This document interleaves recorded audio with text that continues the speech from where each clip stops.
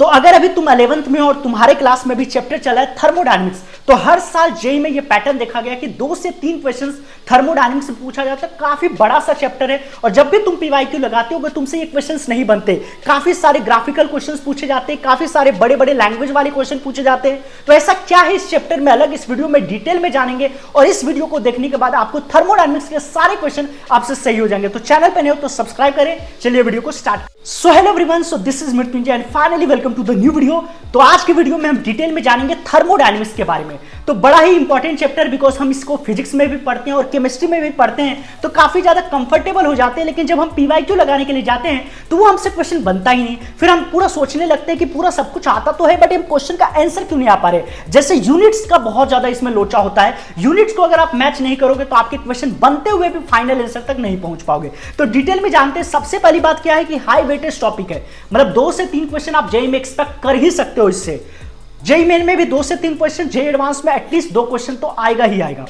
Tough chapter है, काफी ज्यादा टफ है, काफी लेंदी चैप्टर है, जिसके चलते ये टफ हो जाता है। और इसमें मिक्स्ड वैरायटी ऑफ क्वेश्चन पूछे जाते हैं, जैसे इलेक्ट्रो का मैच करके पूछ दिया, तो काफी सारा मिक्स्ड क्वेश्चन होता है, जिसके चलते बच्चे कॉन्सेप्ट को क्लैरिटी नहीं होती और जिससे क्वेश्चन लेंदी हो जाता है, क्वेश्चन टफ हो जाता है और आपसे क्वेश्चन नहीं बनता है।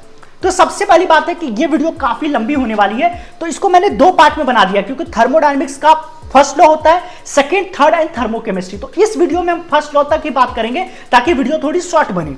उसके बाद देखो, फिजिक्स और केमिस्ट्री दोनों में पढ़ा है तो definitely you are comfortable with this chapter. तो ऐसा नहीं है कि बहुत ज्यादा कॉन्सेप्ट्स तो आपके माइंड में होते ही हैं, बस साइन कन्वेंशन का थोड़ा ध्यान रखना है। फिजिक्स और केमिस्ट्री में जब वर्क की कैलकुलेशन करते हो तो बट साइन कन्वेंशन का आपको ध्यान रखना पड़ेगा। कहीं ऐसा ना हो फिजिक्स वाला केमिस्ट्री में घुसा दो, केमिस्ट्री वाला फिजिक्स में घुसा दो, तो गलती हो जाएगी आते हुए भी।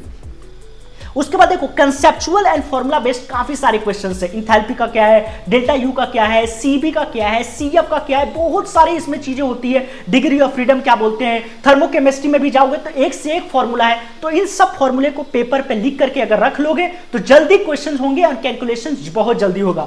दोबारा बोल रहा हूं, यूनिट्स का इसमें बहुत ज्यादा प्रॉब्लम होता है। मतलब बच्चे सबसे ज्यादा जो मिस्टेक करते हैं वो सिली मिस्टेक कर देते हैं। सब कुछ बना दिया लेकिन फाइनल में यूनिट्स को ही मैच कराना भूल जाते हैं।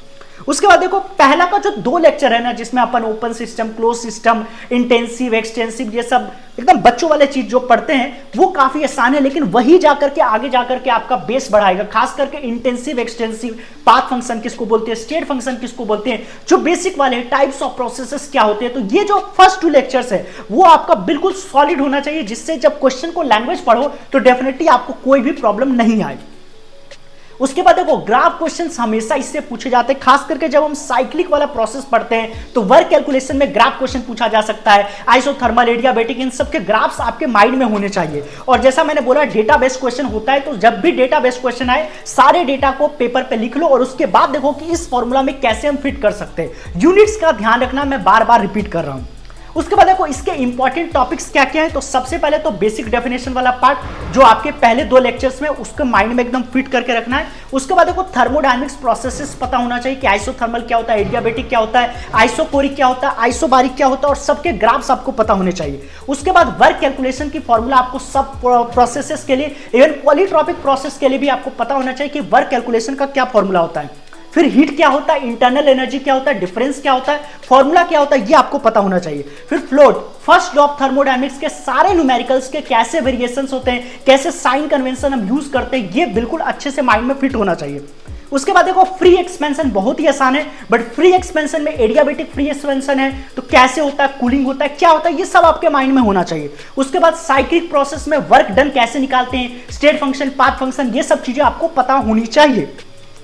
उसके बाद देखो, इंथैल्पी भी इंपॉर्टेंट है और फेज ट्रांजिशन, सॉलिड से लिक्विड, ये सब फेज ट्रांजिशन का जो पार्ट है वो भी काफी ज्यादा इंपॉर्टेंट है, चाहे वेपोराइजेशन वाला हो या फिर और भी एक और होता है। ठीक है, तो ये सारी चीजें आपके माइंड में सेट होना चाहिए। उसके बाद देखो, रेफरेंस बुक की अगर बात की जाए तो कई सारे बच्चे इसी चीज के लिए कंफ्यूज होते हैं कि भैया रेफरेंस बुक के लिए बता दो। तो देखो, हर चीज में केमिस्ट्री में एनसीईआरटी ही सबसे बेस्ट होगा। अगर क्वेश्चंस की प्रैक्टिस करनी है तो आप सीट से कर सकते हो, नोट्स फॉलो कर सकते हो और पीवाईक्यूज कर लो, बस काफी है, मोर देन इनफ है। बिकॉज इसमें क्वेश्चंस कितने भी करो, at the end of the exam तो मुश्किल होगी ही होगी। उसके बाद देखो, इसको ज्यादा लंबा नहीं कर सकते क्योंकि इसको मुझे 2 पार्ट में बनाना है। तो कुल मिला के अगर मैं शॉर्ट में क्रिस्प में बताऊं तो thermodynamics is all about formula and all about application. आपको पता है फॉर्मूला है, लेकिन उस फॉर्मूले को यूज कैसे करना है सबसे ज्यादा इंपॉर्टेंट ये है। इस चैप्टर में सिली मिस्टेक से जितना ज्यादा से ज्यादा बच के रहोगे उतना आपके लिए फायदा होगा। अगर आप सिली मिस्टेक से बच के रहते हो तो आपके अच्छे खासे मार्क्स आ जाएंगे, और अगर आपका ये स्ट्रांग है तो डेफिनेटली आप बहुत सारे बच्चों से आगे चले जाओगे।